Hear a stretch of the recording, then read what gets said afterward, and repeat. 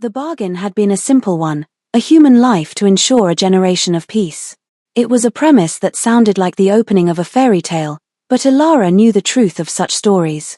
They were not about princesses finding their princes, they were about the sharp, brutal edges of power, the cost of survival paid in flesh. And she was the currency. The air in the throne room of the Obsidian Palace was colder than any winter she had ever known, a profound, ancient cold that seemed to emanate from the very stones. It clung to the bare skin of her arms and settled deep in her lungs, a physical weight of dread. Black marble floors, polished to a merciless sheen, reflected the skeletal branches of the chandeliers overhead, each one dripping with crystals that looked like frozen tears. The assembled court stood in absolute silence, a gallery of beautiful, predatory statues. Their stillness was the most terrifying thing about them, the stillness of a hunting cat just before the pounce. Their eyes, 100 pairs of luminous, hungry jewels, followed her as she was led forward, the soft soles of her slippers making no sound. At the far end of the hall, upon a throne carved from a single piece of volcanic glass, sat the vampire king. Caitian. He was nothing like the monsters from her childhood stories. There were no claws, no bestial features. His was a terrible, perfect beauty, an artist's rendering of masculine grace honed over centuries to an unnerving edge. His black hair fell over his brow, framing a face of pale, aristocratic plains. But it was his eyes that held the room, the kingdom, the very world, in their thrall. They were the color of twilight, a deep, bruised purple that held no warmth, only the vast, lonely emptiness of eternity. He watched her approach with an expression of profound boredom, as if she were a mildly interesting curiosity, a new bauble to be examined and quickly discarded. Her escort, a vampire with a face like a blade, stopped her 10 paces from the dais. He gave her a small, sharp push between the shoulder blades, a silent command. This was as far as she was meant to go. The silence stretched, thin and sharp. Ilara kept her gaze fixed on the space just to the left of the throne, a trick her father had taught her for facing down intimidating lords. Never let them own your gaze. But the weight of the king's stare was a physical pressure against her skin. You are the offering from the sunken kingdoms, Caitian said. His voice was not a shout, but a low, resonant murmur that filled the cavernous hall without effort. It was a voice accustomed to absolute obedience, a voice that had never known the need to be raised. Ilara of House Valerus. It was not a question. He was merely stating a fact, cataloguing a new possession. Ilara inclined her head, a shallow, precise movement. Your Majesty. A flicker of something, not quite amusement, but a faint stirring of interest, passed through his twilight eyes. He unlaced his long-fingered hands from the arm of his throne and leaned forward slightly. The movement was fluid, impossibly graceful, and it sent a fresh wave of cold dread through her. We are told you are of high birth. That your blood is, notable he let the word hang in the air, a decadent promise. That your kingdom believes this gift will appease us. My people hope for peace, your Majesty, she said, her voice steadier than she felt. Peace, he mused, the word tasting like ash on his tongue. He looked away from her then, his gaze softening as it fell upon the figure who stood beside the throne. Ilara had not truly noticed her until this moment, had been so consumed by the terrifying gravity of the king. The woman was a spectre of impossible beauty, even among the vampires. Her hair was the color of spun moonlight, her skin like alabaster, and her eyes were the pale, chilling blue of a winter sky. She wore a gown of silver silk that clung to her slender frame, and a circlet of diamonds rested on her brow. She looked at Ilara with an expression of open, placid disdain, the way one might look at an insect. Isolde, the king murmured, and his voice, which had been so cold and vast, was suddenly filled with a raw, aching tenderness that was somehow more frightening than his indifference. He extended a hand to the woman, and she placed her own in it, her fingers resting delicately against his. Do you find their offering acceptable? The woman, Isolde, let her pale eyes drift over Ilara, a slow, contemptuous appraisal from head to toe. She is plain, Isolde said, her voice a high, musical chime that grated on the nerves. And she stands too tall. She has the bearing of someone who imagines herself important. The court remained silent, but Ilara could feel a shift in the atmosphere, a collective intake of breath. This was not just an introduction. This was a performance. Caitian's gaze returned to Ilara, the brief warmth extinguished, his eyes once again twin voids. The boredom was gone, replaced by a focused, deliberate cruelty. He rose from his throne in a single, silent motion. He was taller than she had realized, a towering pillar of darkness and power. He descended the 2 steps of the dais, each step echoing in the profound silence. He stopped directly in front of her, so close she could see the faint, intricate silver threads in the black silk of his tunic. She could smell the scent that clung to him, not of blood, as she had expected, but of cold stone, of ancient dust, and something else, something like winter ozone, the smell of the air after a lightning strike. She forced herself not to flinch, to hold her ground, to remember her father's words. "You are in the court of eternal night, little human," Caitian said, his voice a low whisper meant only for her, yet it carried to every corner of the room. "Here, your titles mean nothing. Your breeding means nothing. Your imagined importance is dust. You are here for one reason, and one reason only, to serve." He paused, letting the words sink into her. His gaze was heavy, hypnotic. "And your service begins now," he gestured with one elegant hand towards the woman on the dais.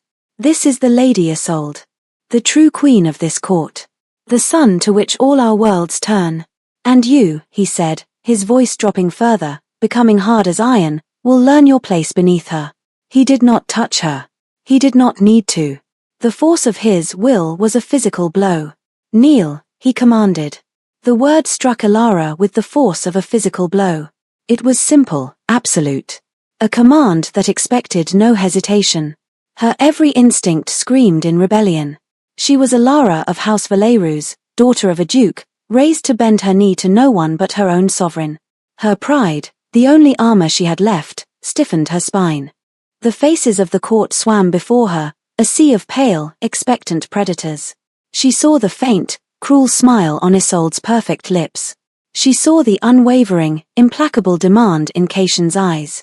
Her breath hitched. Her heart hammered against her ribs, a frantic bird trapped in a cage of bone.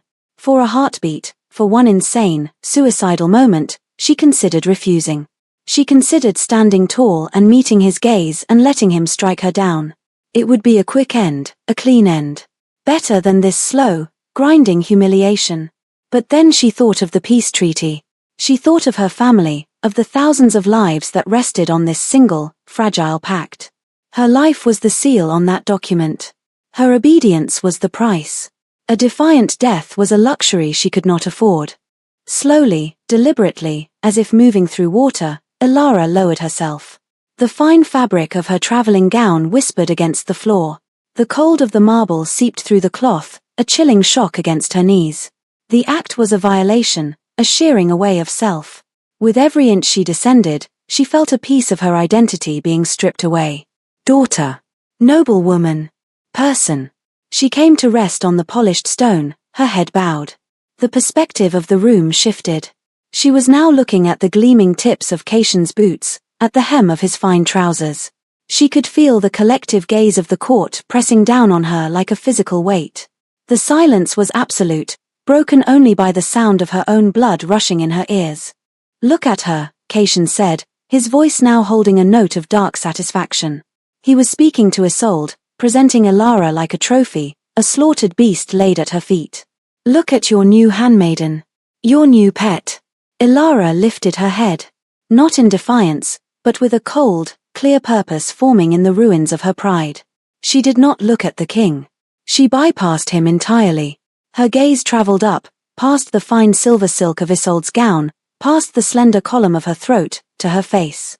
She met the woman's pale, triumphant eyes. And in that moment, as she knelt in the most profound humiliation of her life, Elara made a silent vow. She saw the insecurity flickering behind Isolde's disdain, the desperate need for this validation. She saw the raw, obsessive grief that drove the king to such casual cruelty. She saw the brittle foundation upon which their power was built. They thought they had broken her. They were wrong. They had merely shown her the battlefield. She would learn its terrain. She would learn its rules. And she would not just survive. She would rise. The cold from the marble floor was no longer just a chill, it was a promise, seeping into her bones, forging something new and hard and unbreakable within her. The kneeling was not an end. It was the beginning. The escort's hand on her arm was rough, pulling her back to her feet. The abrupt movement made her stumble, but she caught her balance, her spine straightening instinctively. The throne room and its silent occupants seemed to recede as she was led away, pulled through a side door she hadn't noticed before. The heavy oak door closed behind her with a soft, final thud, shutting out the oppressive grandeur and the weight of 100 vampire stares. The corridor beyond was narrow, carved from the same dark stone, lit by sconces that burned with a low, smokeless blue flame. The air here was just as cold, but it was a neutral cold, free of the charged malice of the throne room. Her new quarters were a cage gilded in breathtaking splendor. The rooms were a suite, larger than her entire family's wing back home. A fire crackled in a vast, hooded fireplace, its flames doing little to warm the cavernous space. The furniture was dark, heavy wood, intricately carved with scenes of hunts and forgotten battles. A bed stood on a raised platform, shrouded in curtains of deep crimson velvet so thick they swallowed the light. Tapestries depicting nocturnal landscapes, forests under a full moon, jagged mountains piercing a starry sky covered the stone walls. It was magnificent, and it was utterly soulless. It was a beautiful, elaborate prison cell. The escort, a grim-faced vampire named Awel, deposited her in the center of the main chamber. "These are your rooms," he stated, his voice flat. "You will be brought food and water. You will not leave without permission." He turned to go. "Wait," Elara said, the single word costing her more effort than she would have liked. Awel paused, turning his head just enough to fix one silver eye on her. He did not seem annoyed, merely indifferent. "What is my function?" she asked, choosing the word carefully. The king said, "A handmaiden." A flicker of something that might have been pity, or perhaps just contempt, crossed Awel's severe features. "The Lady Isolde has no need of a handmaiden," he said. "She has a dozen of her own kind who have served her for centuries. You are not a handmaiden. You are a symbol. You are a reminder." "A reminder of what?" "That the king can have anything he wants," Awel said, and with that, he was gone, the door closing with the same heavy finality as before. A lock clicked into place on the outside. Alone. The silence descended again, but this was a different kind. It was the silence of solitude, not of audience. Elara stood motionless for a long time, listening to the crackle of the fire and the frantic beating of her own heart. The velvet curtains, the cold stone, the silent tapestries, they all seemed to press in on her. The humiliation of the throne room washed over her again, a hot, sickening wave. She felt an urge to scream, to smash the delicate porcelain pitcher on a nearby table, to tear at the suffocatingly fine clothes she wore. But she did none of those things. The cold clarity that had found her on the throne room floor was still there, a hard, bright point of light in the chaos of her emotions. Rage was a fire that consumed itself. Grief was a sea that drowned you. What she needed now was ice. She walked to the large, arched window at the far end of the room. It was made not of glass, but of thinly sliced, translucent agate, whirled with patterns of grey and white. It offered no view, only a milky, diffused light that hinted at a world outside she could not see. She pressed her forehead against its cold surface. The chill was a welcome anchor, a symbol, a reminder. Awel's words echoed in her mind. Not a handmaiden, not a pet. Something more abstract, and perhaps more cruel. She was a living testament to Caitian's power and his devotion to Isolde.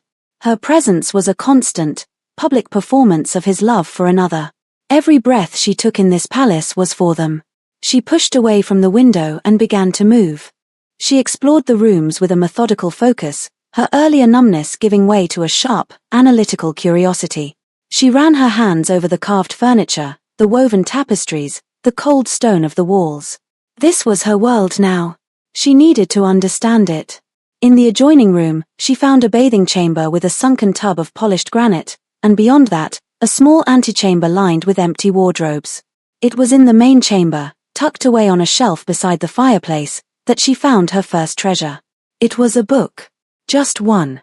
It was bound in dark, cracked leather with no title on the spine. She picked it up, her fingers tracing the worn cover. It felt ancient. She opened it. The pages were thick, yellowed parchment, covered in a neat, elegant script. It was a history. Not of the kingdom, or of great wars, but of the palace itself. A topography of the obsidian seat, the title page read. She sank into a high-backed chair near the fire, the heavy book in her lap. The flames cast dancing shadows on the walls as she began to read. The text was dense, academic, detailing the construction of the palace wing by wing, the quarrying of the volcanic stone, the enchantments woven into its foundations to protect it from the sun.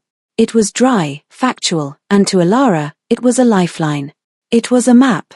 It described secret passages, forgotten halls, the labyrinthine servant corridors that formed the palace's hidden circulatory system. It spoke of the Great Library, a repository of knowledge collected over millennia, and noted its location in the Western Spire.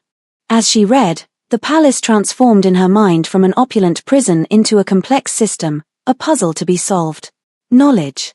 Her father had always said it was the one weapon no one could take from you. Here, in a world where she was physically powerless, it was the only weapon that mattered.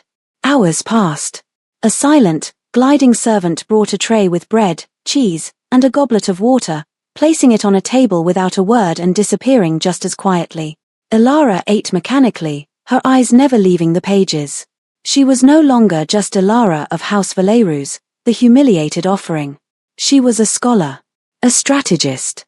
She was learning the layout of her cage, not to escape it, but to master it. The kneeling had been an act of subjugation, designed to strip her of her identity. But as she sat in the firelight, tracing the palace's secret veins with her finger, she realized they had failed. They had taken her name, her freedom, her pride. But in the ashes, something new was taking root. They had made her kneel, forced her to look at the world from a lower vantage point. And from down there, on the cold, hard floor, she had seen the cracks in the foundation of their throne. She would not forget what she had seen. And she would use it. The ice was setting in her veins, not the cold of fear, but the cold of purpose. Her rise would not be swift or fiery. It would be a slow, quiet, inexorable crawl from the darkness, and it had already begun. The days that followed bled into one another, each marked only by the silent delivery of her meals and the slow turning of the pages in her book. Alara became a creature of shadow and firelight, her world shrinking to the confines of her suite and the vast, intricate universe contained within the leather-bound history. She committed the palace's layout to memory, tracing the paths of forgotten corridors in her mind, her fingers ghosting over the tapestries as if she could feel the cold stone of the hidden doorways behind them. She was a prisoner, yes, but she was an informed one. The palace was no longer just a cage, it was a complex organism, and she was learning its anatomy. After a week of this monastic solitude, the lock on her door clicked open at an unfamiliar time. Alara looked up from her book, her heart giving a sudden, sharp jolt. It was not the silent food bringer. It was Ryll. "The king requires your presence," he said, his voice as devoid of inflection as ever. "In the library." The library. The word sent a tremor of something like excitement through her. The place she had only read about, the heart of the palace's knowledge.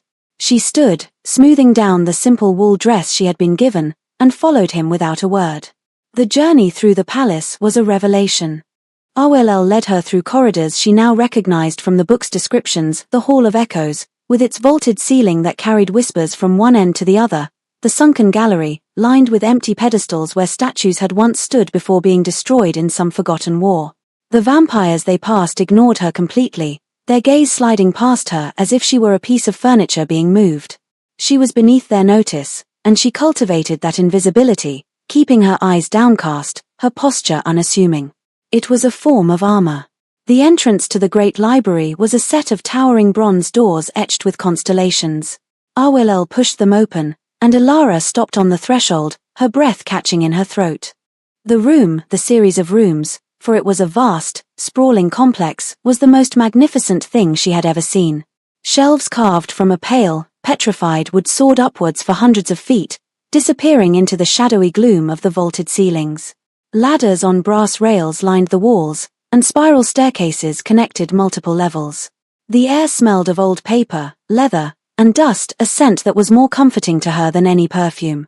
It was a cathedral dedicated to knowledge.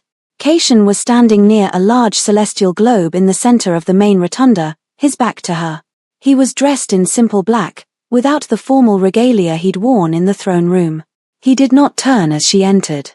Ryll gave her a subtle nudge forward before retreating and closing the great doors behind her, leaving her alone with the king. The silence was thick with unspoken things. Ilara stood her ground, waiting. "I am told you requested books," Caitian said finally, his voice a low rumble that seemed to be absorbed by the sheer volume of paper surrounding them. He still hadn't turned around. "No, Your Majesty," Ilara replied, her own voice sounding small in the vast space. "I did not." He turned then, his movements slow, deliberate. His twilight eyes scanned her, a flicker of surprise in their depths. "There was a history of this palace in your rooms. You have been reading it?" "Yes, Your Majesty." "Why?" The question was sharp, direct. Ilara chose her words with care. "I thought it would be prudent to understand my surroundings." A faint smile touched his lips, a cold, humorless thing. A practical prisoner. How novel. He gestured to the shelves that surrounded them, a sweeping, proprietary motion. "This is the largest collection of recorded knowledge in the known world. The histories of empires that have crumbled to dust. The songs of people long extinct. The private philosophies of forgotten gods." He paused, his gaze intense. "And you chose to read an architectural survey. A fortress is best understood by its blueprints, Your Majesty," she said quietly. His smile vanished. He studied her for a long moment, his head tilted slightly. He was seeing her, she realized with a jolt, truly seeing her for the first time since her arrival. He was not looking at a symbol or an offering. He was looking at the person who stood before him. "You are not what I expected," he said, the words a quiet admission. "The reports spoke of a duke's daughter. Pampered. Pious. I expected tears. I expected hysterics. I expected you to be broken by now. Perhaps your methods are less effective than you believe," she dared, the words leaving her lips before she could stop them. The air grew dangerously still. The surprise in his eyes hardened into something colder, more familiar. He took a step toward her, and another, closing the distance between them until he was standing just an arm's length away. The sheer force of his presence was suffocating. "Do not mistake my curiosity for tolerance, human," he whispered, the sound a silken threat. "You are alive because I allow it. You draw breath because I have not yet decided to take it. Your pride, your clever words, they are meaningless." Ilara held his gaze, her heart hammering but her expression calm. She had nothing to lose. "Then why bring me here, Your Majesty? Why ask me what I have been reading? If I am so meaningless, why speak to me at all?" He stared at her, and for a fleeting second, she saw a crack in his ancient composure. She saw a flicker of something. Not anger. Not cruelty. Something that looked almost like loneliness, a vast and terrible emptiness in the depths of his eyes. It was there and gone in an instant, so fast she might have imagined it. He turned away from her abruptly, running a hand over the smooth surface of the celestial globe. "The Lady Isolde finds your presence in the palace grating. She does not wish to see you." The words were a dismissal, but the context was all wrong. He hadn't brought her to this cathedral of knowledge just to tell her to stay in her room. This was a test. A new move in a game she was only just beginning to understand. "I will, of course, remain wherever I am commanded," Ilara said, her tone perfectly neutral. "You will remain here," he said, gesturing again to the library. "It seems a waste to leave a scholar to stare at an agate window. You may read whatever you wish. As long as you remain here, out of sight." Out of her sight. It was a banishment and a gift, all at once. He was exiling her to the very heart of the palace's power. He was giving her access to the greatest weapon she could have asked for. Why? To keep Isolde happy? Or was there another reason? Was he intrigued, despite himself? Did some part of him want to see what she would do with this opportunity? "Thank you, Your Majesty," she said, and for the first time, the words were not just a formality. They were sincere. He gave a short, sharp nod, his back still to her. "Do not make me regret this," he said. And then he was gone, melting into the shadows between the towering shelves, leaving Ilara standing alone in the center of a universe of books. She looked around at the endless rows of spines, at the ladders that reached toward the heavens. She was still a prisoner, but the dimensions of her cage had just expanded exponentially. He thought he was hiding her away. He had no idea he had just handed her the key. Ilara did not waste a moment. Her exile in the library was a strategic retreat, a chance to arm herself in silence. She began not with magic or forbidden lore, but with history. For 3 weeks, she did little more than read, eat, and sleep on a cot in a small archivist's office tucked behind a shelf of astronomical charts. She consumed the histories of the vampire clans, their bloodlines, their ancient feuds and fragile alliances. She learned that Caitian was not the first king, but the 7th, and that his ascension had been bloody, a coup that had deposed a decadent and unstable monarch. He had brought order, but it was an order forged in violence and maintained by fear. Most importantly, she read about Isolde. The official histories, the ones displayed on the open shelves, painted her as a saint, a poet, a strategist of unparalleled brilliance from a noble but now extinct bloodline. She had been Caitian's closest advisor, his partner in the coup, the architect of the new order. The texts spoke of her love for art, her patronage of vampire artisans, her diplomatic prowess. And then, the story always ended the same way, a tragic, heroic death. 2 centuries ago, during the Feral Wars, she had sacrificed herself to seal a rift that would have unleashed hordes of devolved, mindless vampires upon the kingdom. Her name was legend. Her loss was the foundational tragedy of Caitian's reign. But Ilara was a scholar. She knew that official histories were monuments, polished and impressive, but often hiding a messier truth. She began to dig deeper, seeking out the peripheral texts, the shipping manifests from the era, the fiscal accounts of the court, the private journals of minor courtiers.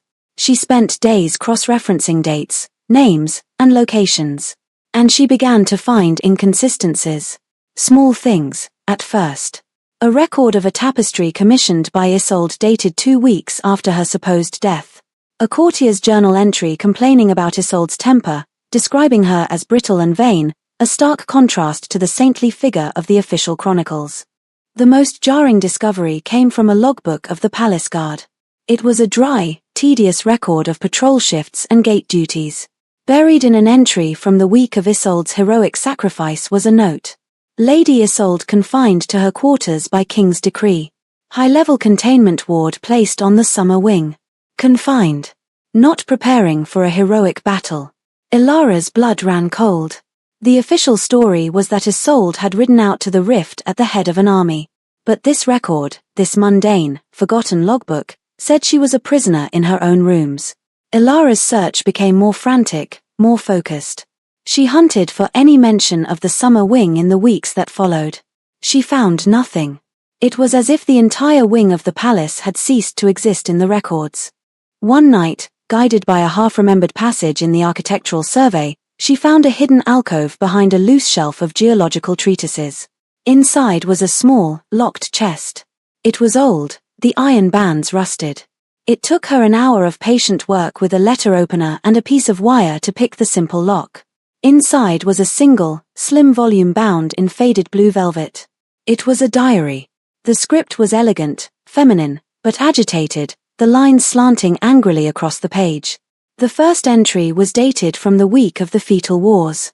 "He has locked me in," it began. "Caitian. My love, my jailer. He speaks of a rift, of a great danger, but he is the danger. He found the letters. He knows about Lucian. He called me a traitor, said my heart was divided, that I had shamed him. He looks at me with such coldness now. The love is gone. There is only a possessive, wounded pride. He says he is doing this to protect me. He is a liar. He is doing this to punish me." Ilara's hands trembled as she read. This was Isolde's voice. Not the saint from the histories, but a real woman, scared, defiant, and in love with someone else. She read on, her horror growing with every page. Caitian, consumed by jealousy, had fabricated the threat of the rift as an excuse to isolate her, to cut her off from her lover, a rival lord named Lucian. The heroic sacrifice was a lie constructed to cover a crime of passion. The last entry was brief, terrifying. "He is coming. He says he has found a solution. A way for us to be together forever, with no rivals to divide us. He speaks of an old magic, a stasis ritual. He says I will sleep, and when I wake, the world that hurt us will be gone.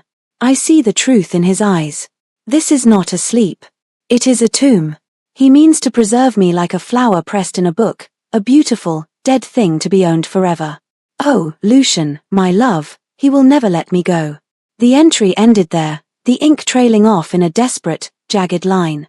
Ilara closed the diary, her heart pounding. The truth was so much uglier, so much more pathetic than the grand tragedy of the official story. Caitian hadn't lost his great love to a noble sacrifice. He had murdered her. He had entombed her out of possessive rage and then built a myth around her memory, chaining himself and his entire kingdom to a lie for 200 years. And the woman now walking the halls of the palace, the woman wearing Isolde's name? Who was she? The pieces clicked into place with sickening clarity. The return was a fabrication, just as the death had been. Caitian, lost in his centuries-old obsession, had found someone, a distant descendant, a magically altered nobody, to play the part of his long-lost love. He had resurrected a ghost, not for his kingdom, but for himself. He was performing his love for a woman who was not there, a woman he himself had destroyed. Ilara leaned back in her chair, the silence of the library pressing in. She looked at the diary in her hands. This was not just knowledge. This was a weapon of unimaginable power. It could dismantle a king, shatter a myth, and bring the entire court of eternal night to its knees. Her gaze drifted to the library doors. She thought of the woman who called herself Isolde, her placid disdain, her insecurity. She was a fraud, a puppet in a deranged psychodrama.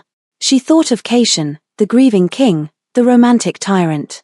He was a murderer and a liar, trapped in a prison of his own making. And Ilara, the meaningless human offering, was the only one who knew the truth. The power of it was terrifying. It was exhilarating. She felt a profound shift within herself. The fear she had lived with since her arrival was gone, burned away by the cold fire of this revelation. She was no longer a pawn in their game. She was about to become a player. Her rise was no longer a distant hope. It was an imminent threat. And she knew, with absolute certainty, that she would not be the one to be broken. The knowledge burned in Ilara's hands, a dangerous weight. 4 days, she did nothing, simply sitting with the terrible truth, letting it settle. To reveal it would be to detonate a bomb in the heart of the court. The fallout would be unpredictable, violent. Caitian's power was absolute, but it rested on the foundation of his tragic mythos. To expose him as a murderer and a fool would create a power vacuum, and nature, especially vampire nature, abhorred a vacuum. She needed more than the truth, she needed an ally. Her mind sifted through the names and faces she had gleaned from her reading and her brief, silent walks through the palace. She needed someone with influence, someone respected, but someone who had also been disenfranchised by the return of the false Isolde. Someone loyal to the stability of the crown, not just the man who currently wore it. The name that emerged was Lorien. General Lorien was Caitian's oldest living commander, a veteran of the coup that had put Caitian on the throne. The histories painted him as a pragmatist, a brilliant strategist who valued order above all else. He had been Caitian's most trusted advisor for centuries. But since the reappearance of Isolde, his influence had waned. The new queen had her own circle, and Lorien, with his blunt honesty and lack of patience for courtly theatrics, had been pushed to the periphery. He was a pillar of the old guard, now holding up a roof that was being redesigned without his consent. He was the perfect candidate. The problem was reaching him. He would not come to the library, and she could not leave. She needed a messenger. Her mind turned to the silent servants who brought her food. They were humans, mostly, or fledgling vampires not yet integrated into the court's hierarchy. They were invisible, their faces blank masks of servitude. One, however, was different. A young woman named Seraphine, who sometimes let her eyes linger on the books with a flicker of longing. Once, Ilara had looked up and met her gaze, and the girl had not immediately looked away. There was intelligence there, and a weariness that went beyond simple labor. The next time Seraphine brought her meal, Ilara was ready. As the girl set the tray down, Ilara spoke, her voice low. "You admire the books." Seraphine froze, her eyes wide with fear. I do not know what you mean, my lady." "There is no need for fear," Ilara said gently. "I was a scholar before I was this. I recognize a kindred spirit." "What is your name?" "Seraphine," the girl whispered, glancing nervously toward the door. "Seraphine," Ilara repeated. "I need your help." "Not for me. For the good of this court." She paused, letting the words sink in. "General Lorien. Do you know of him?" Seraphine nodded, her expression wary. I need to get a message to him. A message that cannot be traced back to me, or to you. Can you do that? The fear in the young woman's eyes was warring with a spark of something else, curiosity, perhaps even a desperate hope for change. She lived under the thumb of this stagnant court. She saw the waste, the cruelty, the obsession that was poisoning it from the top down. Why? Seraphine asked, her voice barely audible. Why him? Because he believes in order, Elara said. And the current order is built on a lie that is beginning to fracture. It will collapse. When it does, there will be chaos, and people like you will be the first to suffer. I want to prevent that. It was a gamble, trusting this stranger. But Elara's instincts told her it was the right one. She saw her own past self in Seraphine, trapped, intelligent, and looking for a way to fight back. Seraphine was silent for a long minute. Finally, she gave a single, sharp nod. What is the message? Elara had prepared it carefully. She took a slip of parchment and wrote a single sentence, a quote not from Isolde's diary, but from one of General Lorien's own tactical manuals, a book she had found in the military history section. It was a phrase about the structural weaknesses of fortresses built on unstable ground. Beneath it, she drew a small, simple diagram, the floor plan of the summer wing. Give him this, Elara said, folding the parchment. Say nothing. Just place it in his hand when no one is looking. He will understand. The weight was agonizing. 2 days passed. Elara's focus was shattered. She couldn't read, couldn't think. She paced the length of the library, the silence amplifying her anxiety. Had Seraphine been caught? Had Lorien dismissed the message, or worse, taken it straight to Cation? On the evening of the third day, the library doors opened. It was not a servant. It was Lorien himself. He was an imposing figure, even for a vampire. Old, but not frail. His face was a roadmap of ancient battles, crisscrossed with fine scars. His eyes were a pale, piercing grey, the color of a winter storm. He dismissed the guards at the door with a curt gesture and strode into the rotunda, his boots making sharp, authoritative clicks on the marble floor. He stopped before her, the small piece of parchment held between 2 fingers. This is a dangerous game you are playing, human, he said, his voice a low gravel. The game was dangerous long before I joined it, Elara replied, meeting his gaze without flinching. I am merely trying to learn the rules before the board is overturned. Lorien studied her, his expression unreadable. You quote my work and show me a map of a place that has been sealed for 200 years. Explain yourself. And choose your words wisely. My patience is not as infinite as my king's grief. Elara took a deep breath. She did not show him the diary. That was her ace, not to be played yet. Instead, she presented him with the facts she had uncovered from the public records, the inconsistencies, the conflicting dates, the guard's logbook. She laid it all out for him, a cold, logical progression of evidence. She spoke of structural weaknesses, of instability, of the potential for catastrophic collapse. She used his language, the language of strategy and logistics. The official narrative of Isolde's death is a fabrication, she concluded. And if the story of her death is a lie, it stands to reason that the story of her return is as well. Lorien listened in absolute silence, his stormy eyes never leaving her face. When she had finished, he walked over to the celestial globe, much as Cation had done, and ran a hand over its polished surface. I was there, he said quietly. I was there the night she died. I saw the king's grief. It was monumental. It remade him. It remade this court.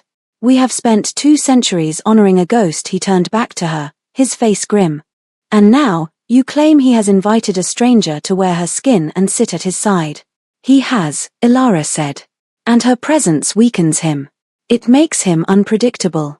It alienates his most loyal soldiers and advisors. It makes the crown vulnerable.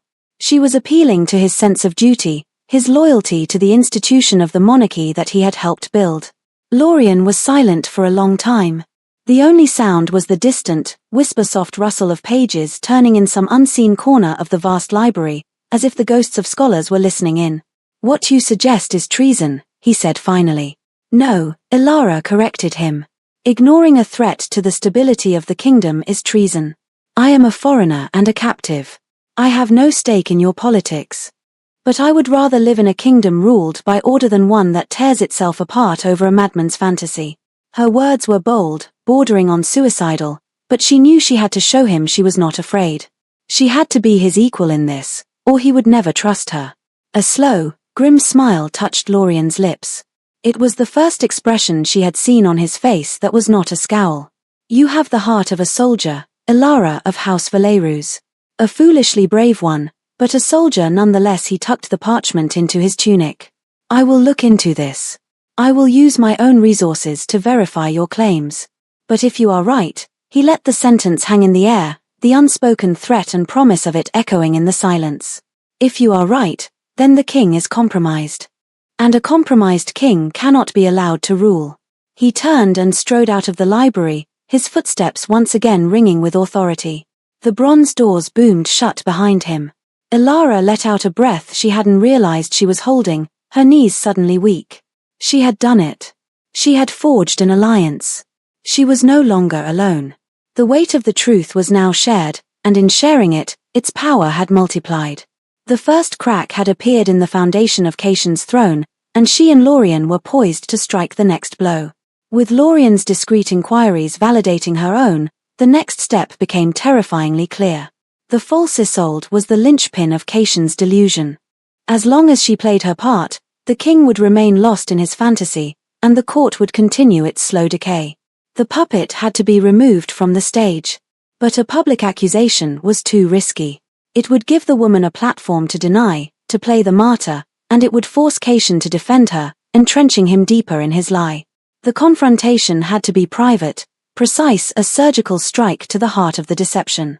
Elara orchestrated it through Seraphine, who had become her willing eyes and ears beyond the library walls. She learned of the false Isolde's routines, her habits. The woman was fond of walking in the palace's glass-roofed menagerie after the sun had set, a place filled with exotic, nocturnal plants that bloomed only in moonlight. It was always quiet there, her attendants dismissed so she could enjoy the illusion of solitude. It was the perfect location. Elara requested a simple, hooded cloak from Seraphine. Under the guise of retrieving a rare botanical text from the menagerie's small attached study, she left the library for the first time in weeks without a guard. The architectural survey had shown her a service corridor that would take her there unseen. Moving through the cold, dark passage was nerve-wracking. The walls felt close, the air thick with the dust of ages. She was breaking the king's command, and if she were caught, there would be no more second chances.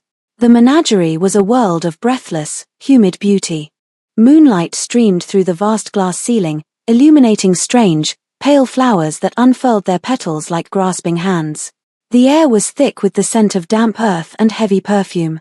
And there, standing before a cascade of ghost orchids, was the woman who called herself Isolde.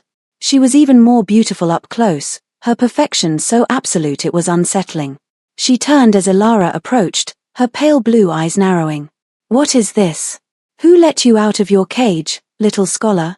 Her voice was laced with the same casual cruelty as before, but Elara could detect a faint tremor of anxiety beneath it. She was not used to being approached, to having her private time invaded. My name is Elara, she said, her own voice calm and even. She pushed back the hood of her cloak. I came to speak with you. About the poet, Isolde of the House of Nyx. The woman's expression tightened. I am Isolde. What is it you wish to speak about? Her poetry, Elara said, taking a step closer. I have been reading it.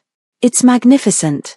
Especially her early work, the sonnets she wrote during her time in the summer court, before she ever met Caitian. Elara paused, her eyes locked on the woman's face.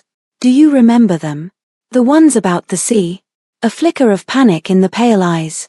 It was a long time ago. One's memory fades. Does it?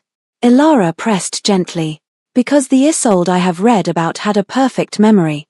She could recite the entire legal codex of the Old Kingdom from start to finish. Her mind was her greatest weapon. Elara took another step. They were only a few feet apart now, surrounded by the silent, watching flowers. She wrote a poem about a specific type of shell she found on the black sand beaches near her childhood home. The Nautilina spiralis. She said its perfect, mathematical grace was proof that beauty was a form of logic. Elara let the silence stretch. The woman before her was a blank canvas. There was no recognition, no flicker of a shared memory. There was only growing fear. "I don't know what you're talking about," the false Isolde whispered, her voice losing its musical quality, becoming thin and reedy. "You're trying to confuse me. Am I?" Ilara's voice was soft, almost sympathetic. "Or are you playing a part you were never taught the lines for? He gave you the grand speeches, the public history. But he forgot the details, didn't he? He forgot the woman who existed before him. He only gave you the parts of her that belonged to him." The woman's composure finally shattered.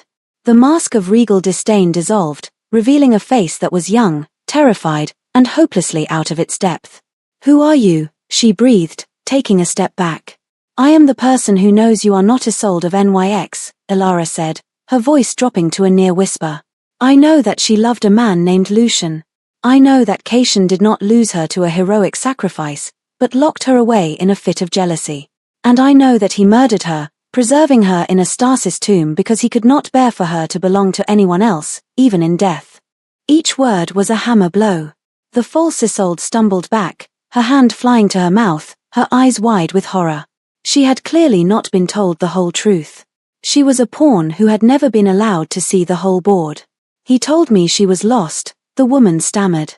"That she was in an accident, that he had saved her, healed her. He said I had her face, her bloodline, that I could give him back what he had lost." "He lied," Ilara said simply. "He is using you to comfort himself. You are a ghost, a walking effigy. And this court, which has been stagnant for 2 centuries under the weight of his grief, is beginning to break under the strain of this new lie. It will not hold. And when it collapses, he will not protect you. He will discard you like the broken toy you are." Tears welled in the woman's eyes, tracing clean paths through the carefully applied powder on her cheeks. The mythical beauty had vanished, replaced by a desperate, frightened girl. "What do you want from me?" This was the crucial moment. Ilara could have been vengeful. She could have savored this victory. But looking at the terrified woman, she felt only a profound sense of pity. This was another of Cation's victims. "I am offering you a choice," Ilara said. "One that the real Isolde never had. You can stay. You can wait for the truth to come out, and it will. General Lorien and his allies are already moving. When they expose you, Cation will sacrifice you to save himself. Or, you can leave. Leave." The woman looked around the menagerie, at the opulent palace that had been her gilded cage. "Go where? I have nothing. I am nothing." "You are alive," Ilara said firmly. "That is more than the woman you are pretending to be. I can help you. General Lorien's influence extends beyond the borders of this kingdom. We can arrange for you to have passage, a new name, gold. A life. A real one. Your own." The offer hung in the humid air between them. Freedom. An escape from the suffocating role she was forced to play. The terror in the woman's eyes slowly gave way to a dawning, desperate hope. "Why?" she asked, her voice thick with unshed tears. "Why would you help me? After how I treated you?" "Because my war is not with you," Ilara said, and she meant it. "It is with the man who believes he has the right to use people as objects. It is with the idea that one person's pain can be allowed to poison the world." She held out a hand, not in aggression, but in offering. "You are not Isolde. It's time you remembered who you are." The woman looked at Ilara's outstretched hand, then at her own trembling fingers. For a long moment, she stood frozen. Then, with a choked sob, she took it. The contact was brief, but it was a pact. The game was over. The puppet had just cut her own strings. Ilara had not only unraveled the myth, she had freed its unwilling centerpiece. The path to the king was now clear. The false Isolde vanished like a morning mist. One day she was the radiant center of the court, the next, her chambers were empty, her attendants bewildered. Lorien's network had been ruthlessly efficient, spiriting her away in the dead of night with a new identity and a future of her own. Her disappearance left a vacuum, a sudden, ringing silence in the heart of the palace. The court whispered. Rumors flew like bats in the twilight that she had fled, that she had been abducted by rivals, that she had simply dissolved, a phantom returning to the ether. Cation was a storm. For 3 days, the palace trembled with his silent, contained rage. He did not shout, did not break things. His fury was a cold, pressurizing force that made the ancient stones seem to groan. Guards were questioned, attendants interrogated. His gaze swept over the court, and for the first time in centuries, the vampires felt a sliver of genuine fear for their king, and of him. He was unraveling. His carefully constructed fantasy had been stolen from him, and he was hunting for the thief. On the third night, he came for Ilara. The bronze doors of the library were thrown open with such force that they slammed against the walls, the boom echoing through the cavernous space. Caitian stood on the threshold, a figure of pure, undiluted menace. His twilight eyes were no longer empty, they were burning with a cold, purple fire. The air around him crackled with power. Ilara had been waiting. She stood from the simple wooden table where she had been reading, Isolde's real diary resting closed before her. She was not afraid.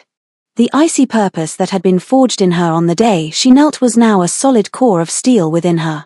She had chosen the battlefield, and he had come to it, just as she knew he would. "Where is she?" he demanded, his voice a low, deadly growl that vibrated in her bones. He strode toward her, his long coat swirling around him like a thundercloud. "She is gone," Ilara said, her voice steady. "Do not play games with me, human." He stopped a few feet from her, his rage a palpable heat in the cool air. "I have tolerated your presence. I have allowed you access to my knowledge. I have shown you a mercy you did not deserve. And you repay me with this. You turned her against me. You poisoned her mind." "The woman who left here was not Isolde," Ilara stated, not as an accusation, but as a simple fact. "You know that. You have always known that." He flinched, a bare flicker of his eyes, but it was enough. It was a confession. "She was mine," he roared, the sound finally breaking free, a raw agony tearing through the library's sacred silence. The power that erupted from him was immense, a physical wave that sent loose pages fluttering from tables and made the candles in the sconces gutter wildly. "She was the image of my love. A balm for a wound that has not healed in 200 years. And you insignificant, fleeting creature, you took her from me. You took her from yourself, Caitian," Ilara said, her voice cutting through his rage. She placed a hand on the velvet-bound diary. "Just as you took the real Isolde." His eyes fell to the book. Recognition dawned, followed by a wave of pure horror. The rage in his face was eclipsed by a dreadful, bone-deep dread. He looked as if he were seeing a ghost. "Where did you get that?" he whispered, his voice cracking. "It was hidden. Like the truth. Like your crime." Ilara did not need to raise her voice. Her quiet words were more devastating than his shout. "I know what you did. I know you didn't lose her to a war. You lost her to your own pride. She loved another, and you could not bear it. So you entombed her. You turned a living, breathing woman into a monument for your own selfish grief. You didn't mourn a hero, Caitian. You built a shrine to your own possessiveness." He stared at her, his face a mask of disbelief and agony. He looked from the diary to her face, the foundations of his world crumbling around him. He had been the grieving king for so long, the romantic, tragic figure. He had wrapped himself in the nobility of his pain. And now this small human, this offering he had planned to discard, was holding up a mirror, and the face reflected in it was not a king, but a monster. A pathetic, lonely monster. "You know nothing," he snarled, but the words had no force. They were the last defense of a man who had none left. "I know everything," Ilara said, and her voice was filled with a strange, aching pity. "I know you have spent 2 centuries forcing your entire kingdom to worship at the altar of a lie. You have let your people stagnate, let your court decay, all while you tended to a ghost. You didn't resurrect Isolde. You desecrated her memory. The woman you brought here was just another victim, another life sacrificed to your obsession." He took a staggering step back, his hand coming up as if to ward off her words as physical blows. The power that had crackled around him dissipated, leaving him looking smaller, older, and impossibly tired. The fire in his eyes died, leaving only the vast, empty twilight. "She was all I had," he whispered, the sound broken. It was the confession of a boy, not a king. "You had a kingdom," Ilara countered, her voice softening slightly. "You had a people who looked to you for leadership, for a future. And you gave them nothing but a past that was never real. You knelt before a memory, and you forced your entire world to kneel with you." The parallel was not lost on him. His gaze fell, and he seemed to see, for the first time, the scene in the throne room from her perspective. The humiliation, the cruelty, the pointless exercise of power to soothe his own wounded ego. He saw her on her knees, and he finally understood. He sank to his knees. It was not a sudden collapse, but a slow, deliberate descent, as if the weight of 200 years of lies was finally too much to bear. The king of the eternal night, the master of the obsidian palace, knelt on the floor of his own library, not before a throne or an altar, but before a human woman and the truth she held in her hands. His head was bowed, his shoulders slumped in utter defeat. The great storm had broken, leaving only the wreckage. Ilara looked down at the kneeling king. There was no triumph in her, only a profound, weary sadness. This was not the victory she had imagined. It was something quieter, more complex. She had not come to break him, but to make him see. And now, in the ruins of his fantasy, perhaps something new could be built.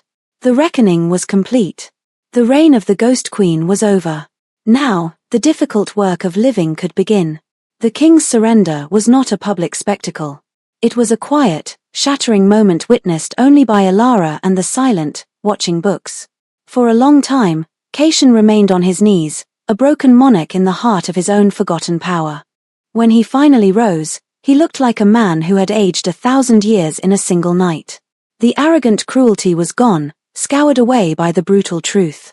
What remained was a hollowed-out grief, real and raw, for the woman he had murdered and the lie he had lived. In the days that followed, the court held its breath, waiting for a purge, an execution, a bloody resolution. None came. Instead, a new and unsettling quiet descended upon the obsidian palace. The king retreated into seclusion, not the dramatic, brooding isolation of before, but the quiet solitude of a man truly in mourning. The false Isolde's name was never spoken again. It was as if she had been a collective dream from which they had all, blessedly, awakened. It was Lorien who stepped into the vacuum. With Ilara as his silent, unseen partner, he began the slow, arduous process of repairing the kingdom. He convened the old councils that Caitian had neglected, reopened diplomatic channels that had been sealed for a century, and began redirecting the court's vast resources away from indulgent monuments and toward practical matters, reinforcing the borders, replenishing the armories, tending to the needs of the outer provinces. Ilara remained in the library, but her role had fundamentally changed. She was no longer a prisoner or even a guest. She was the hidden fulcrum around which the new court turned. Lorien would come to her every night, not as a general addressing a subordinate, but as a colleague consulting an expert. They would sit among the ancient texts, and she, with her scholar's mind and outsider's perspective, would offer insights that his soldier's pragmatism might have missed. She drafted new trade agreements, citing precedents from long-dead empires. She proposed revisions to the legal code, arguing for clarity and justice over archaic tradition. She was building a new world from the bones of the old one, not with a sword, but with a pen. Her power was not in a title or a crown, but in the respect she had earned. Vampires who had once looked through her now sought her counsel, sent to the library by Lorien. They came to her with suspicion, but they left with a grudging admiration. She spoke their history back to them, showed them the forgotten strengths and ideals of their own people, and offered them a path forward that was not mired in the past. One evening, nearly a year after Isolde's disappearance, Caitian appeared at the library doors. He was much changed. The fine silks and jewels were gone, replaced by simple, unadorned black robes. His face was still pale and beautiful, but the terrible emptiness in his eyes had been replaced by a quiet, somber contemplation. He looked less like a king and more like a penitent monk. Ilara did not stand. She simply watched him as he approached. "They are calling it the Scholar's Reformation," he said, his voice quiet, devoid of its former arrogance. "They say a human has taught us how to be vampires again." "I taught you nothing," Ilara replied. "I only reminded you of what you chose to forget." He nodded, accepting the truth of it. "Lorien tells me you wish to leave." It was true. For weeks, she had felt a growing restlessness. Her work here was done. The court was stabilizing, finding its new equilibrium. She had dismantled the broken system, and now others were building a better one in its place. She had risen, not to a throne, but to a place of self-possession and purpose. She was no longer a victim, no longer an object. It was time to go home. My kingdom has paid its price for peace, she said. I have served my term. You have done more than that, Caitian said. He looked at her, his twilight eyes holding a profound and weary respect. You held a mirror up to a monster and did not flinch. You saved my kingdom from its king. He paused, a flicker of the old pain crossing his features. I cannot undo what I did. To you. To her. To everyone. The kneeling, it was an act of inexcusable cruelty. An attempt to break your spirit so I would not have to face the weakness in my own. I know, Ilara said. I have reopened the summer wing, he continued, his voice barely a whisper. Her tomb. I have had it brought to the royal crypts. She is buried now under her own name. Isolde of Nyx. The histories are being rewritten. The true ones. He looked at Ilara, and for the first time, she saw a glimmer of the man he might have been, the man Isolde might have loved before pride and jealousy consumed him. It is a small thing. An insignificant penance. But it is a beginning. All reformations begin with a single, honest act, Ilara said, echoing a phrase she had read in one of the books. He gave a small, sad smile. Indeed, he reached into his robe and placed a small, velvet-wrapped object on the table. A parting gift. Not a payment. A token of gratitude. He turned and left without another word. Ilara unwrapped the object. It was a key. Old, iron, and intricately wrought. She recognized it instantly from a drawing in the architectural survey. It was the master key to the great library. A key that legend said only the king himself possessed. It was a symbolic abdication, a passing of the torch. He was giving her the heart of his kingdom, and with it, the freedom to leave it behind. 2 days later, Ilara stood at the great gates of the Obsidian Palace.